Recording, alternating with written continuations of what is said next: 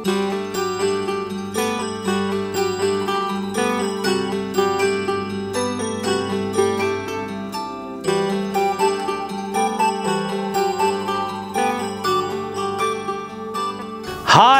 అందరికీ నమస్తే. ఈరోజు నేను మీకు డాబా స్టైల్ కాజు టమాటా కర్రీ చేసి చూపిస్తాను. మంచి టేస్ట్గా ఉంటుంది. మనం ఫ్యామిలీతో ఎప్పుడన్నా డాబాలకు వెళ్తే ఫస్ట్ మనం ఆర్డర్ ఇచ్చేది ఇదే, కాజు టమాటా కర్రీ అండ్ పులకాలు కానీ చపాతీ కానీ రకరకాలుగా ఆర్డర్ చెప్పుకుంటారు. ఏటిలోకైనా ఆఖరికి రైస్లోకైనా సరే ఇది బ్రహ్మాండంగా ఉంటుంది. జీరా రైస్లో కూడా చాలా బాగుంటుందండి. దాన్ని ఈరోజు మీకు సింపుల్గా ఏమేమి వేస్తానో ఎలా చేస్తానో చేసి చూపిస్తాను. ఇంకా ఆలస్యం ఎందుకు, చూసేయండి. ఓకే, వంట మొదలు పెట్టేద్దాం. మనం ఈ కాజు టమాటా కర్రీకి చపాతీ కూడా కాంబినేషన్ చేస్తామండి, సూపర్గా ఉంటుంది.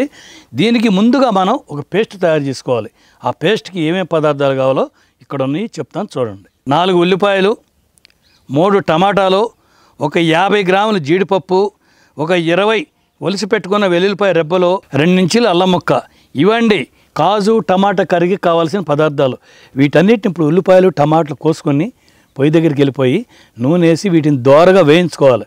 వేయించుకున్న తర్వాత ఒక పేస్ట్ లెక్క తయారు చేసి పెట్టుకోవాలి. ఓకేనా? ఇప్పుడు వీటిని కట్ చేసుకుంటా. ఓకే,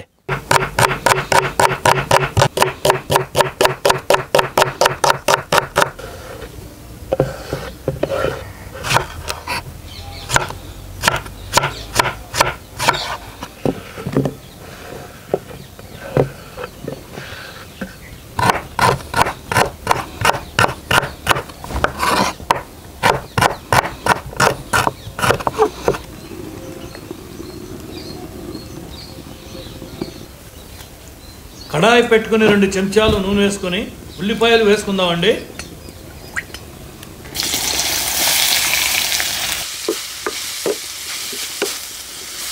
ఇవి 1 నిమిషం పాటు కలుపుకొని టమాటాలు కూడా వేసుకుందాం.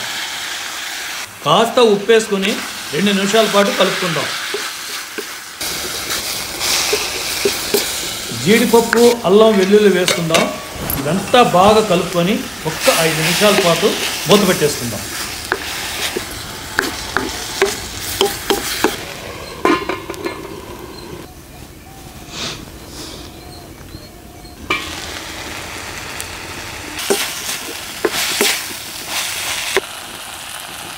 చూసారా, టమాటా ఈ విధంగా మెత్తబడ్డాక దింపేసుకొని పేస్ట్ చేసుకొని రెడీగా పెట్టుకుందాం. ఇదిగో చూసారండి, ఈ విధంగా పేస్ట్ చేసుకొని రెడీగా పెట్టుకోవాలన్నమాట. ఇప్పుడు 2 ఉల్లిపాయలు 4 టమాటాలు కోసుకుందామండి.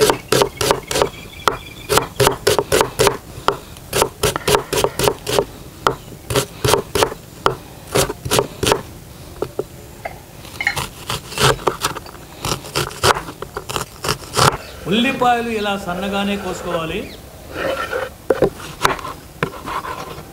అలాగే టమాటాలు ఈ విధంగా పెద్ద ముక్కలుగా కోసుకోవాలండి.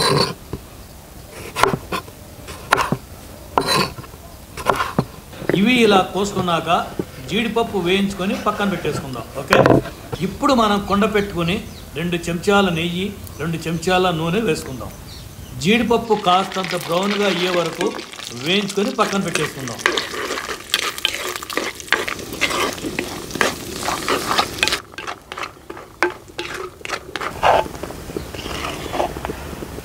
ఇప్పుడు అదే నూనెలో 2 బిర్యానీ ఆకు అలాగే 2 ఉల్లిపాయలు కూడా వేసుకుందాం.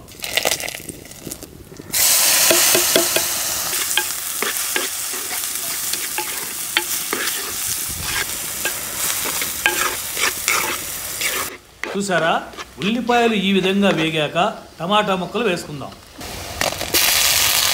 1-2-3 నిమిషాల పాటు బాగా కలుపుకొని ముందుగా చేసి పెట్టుకున్న పేస్ట్ కూడా వేసేసుకుందాం. ఓకే,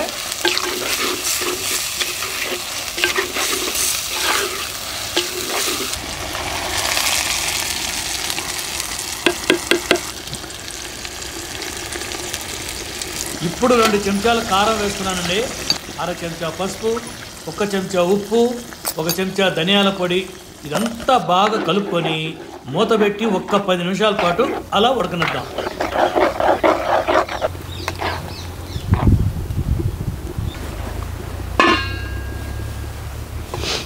ఈలోపు చపాతీ పిండి కలిపేసుకుందామండి. కాస్త పెరిగేసుకుని కలుపుకుంటే బాగా వస్తాయి.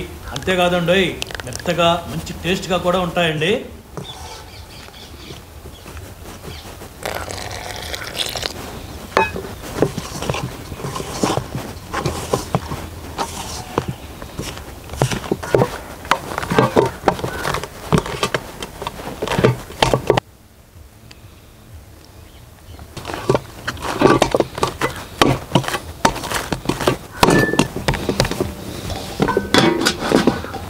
ఇప్పుడు మూత తీసి జీడిపప్పు కూడా వేసుకొని బాగా కలిపి ఇంకొక 5 నిమిషాల పాటు మూత పెట్టేసుకుందాం.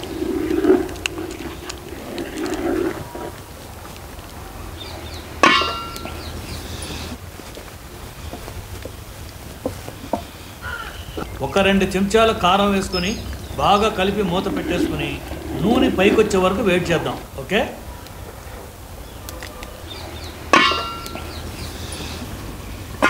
చూసారండి, నూనె పైకి వచ్చింది.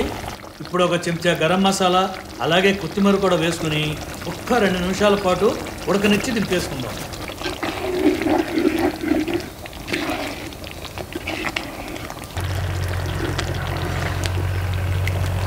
అంతేనండి, అదిరిపోయే దాబా స్టైల్ కాజు టమాటా కర్రీ రెడీ. చూసారా, ఇలా వండాలన్నమాట. ఇలా ఉంటే పర్ఫెక్ట్గా వచ్చినట్టు. ఇప్పుడు వేడిగా చపాతీలు చేసుకొని ఒక పట్టు పట్టేద్దాం.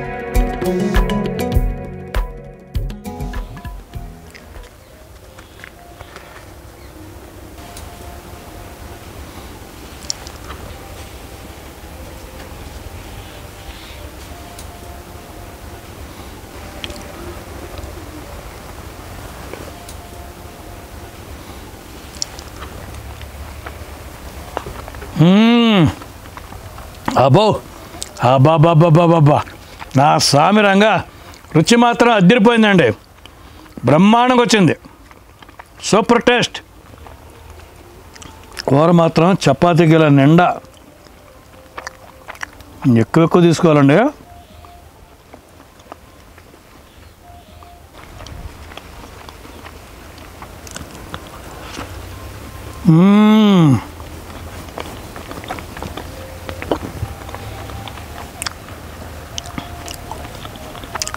బాగా టేస్ట్ కుదిరినప్పుడు తినేటప్పుడు మాటలు రావు, తిండి మీదే ఉంటుంది ధ్యాస అంతా.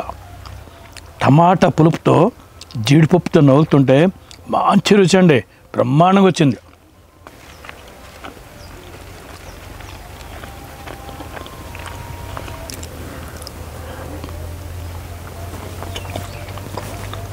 అరే వా, నిమ్మకాయ ఇలా ఉల్లిపాయల మీద పిండుకుంటే మంచి టేస్ట్ ఉంటుందండి.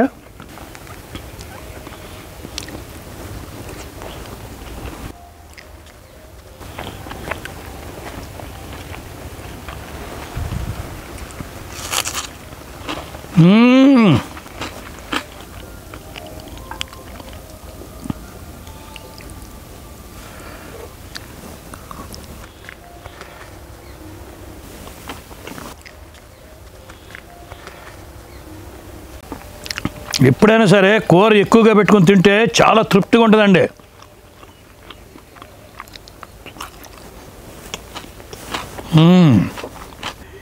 ఈ కాజు టమాటా తింటుంటేనండి నాకు విజయనగరంలో రోజులు గుర్తొచ్చాయండి.